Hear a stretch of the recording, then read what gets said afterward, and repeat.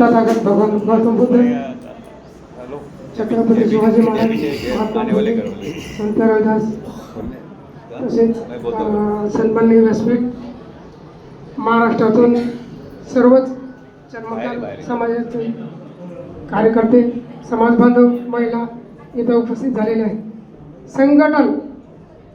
संघटन म्हणजे आपल्याला संघटित व्हावं लागेल. बाबासाहेबांनी सांगितलेले आहे, शिका, संघटित व्हा, संघर्ष करा. भारतामध्ये पहिल्यापासून सामाजिक दरी आहे आणि सामाजिक दरी ही विषमता नष्ट करण्यासाठी आपल्याला संघटनांची आवश्यकता असते. इराणमधून आलेले ब्राह्मण समाज हा देशावर कायमस्वरूपी कब्जा केलेला आहे. त्याच्यामुळं आपल्याला इथं संघर्षाशिवाय काहीच मिळणार नाही. आणि संघर्ष कधी होतो? संघटन झाल्यानंतर.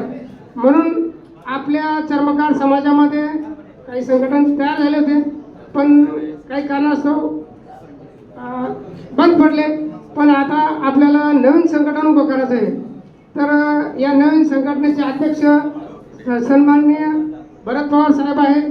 तर 36 जिल्ह्यामध्ये त्यांनी हे संघटन चांगल्यापैकी करावं आणि जिल्हा अध्यक्ष, तालुका अध्यक्ष, सर्कल प्रमुख जे काय असतील ते सर्व नेमावे आणि राज्यस्तरीय कमिटीमध्ये चांगल्या माणसाची निवड करावी, जेणेकरून संपूर्ण महाराष्ट्रामध्ये भरत पवार असा आवाज उठला गेला पाहिजे. आणि विशेष म्हणजे चर्मकार समाज हा शेड्यूल कास्टमधून येतो, पण आपण शेड्यूल कास्टच्या तत्वाने चालत नाही, हिंदुत्वाने चालतो. आपण सर्व काही आपण रामराम हे ते बाबासाहेबाचं नाव घेत नाही, संत रविदासचं नाव घेत नाही. फक्त सवलतीपुरतं हा बाबासाहेब आणि सवलतीपुरतं संत रविदास.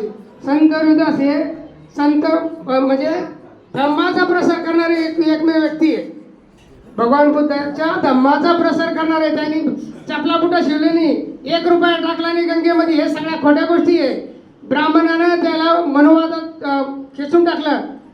आता इथं मला परिवर्तनाची प्रतिमा दिसते संत रविदासाची. तसंच तुम्ही त्याला जर कधी परिवर्तनाच्या दिशेने जर कधी बघितलं तर तुम्हाला हिंदुत्वात सोडावं लागेल. एका ताईने सांगितलं का बा सगळ्यात जास्त म्हणजे अंधश्रद्धा महिलामध्ये. खरोखर आहे ताई, तुमच्या मनापासून म्हणजे अभिनंदन करतो मी. कारण कसं या देशाची महिला गुलाम झाली म्हणून हा देश मागे चाललाय. याचे जेवढं बी अंधश्रद्धा आहे या महिलामध्ये. कारण की महिला गुलाम झाली म्हणजे ते कुटुंब गुलाम झालं, ते कुटुंब गुलाम झालं म्हणजे तो समाज गुलाम झाला. तुम्हाला हिंदू या शब्दाचा अर्थ माहीत असेल किंवा नसेल. हिंदू हा शब्दाचा अर्थ आहे इस्लामी अर्थ येतो. हिंदू म्हणजे गुलाम, इस्लामी अर्थ येतो.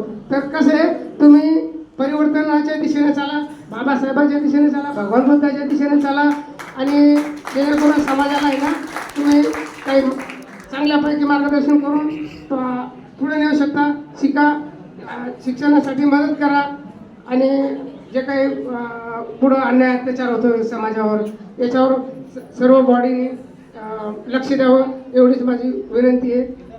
धन्यवाद. जय भीम, जय रविदास. धन्यवाद साहेब. यानंतर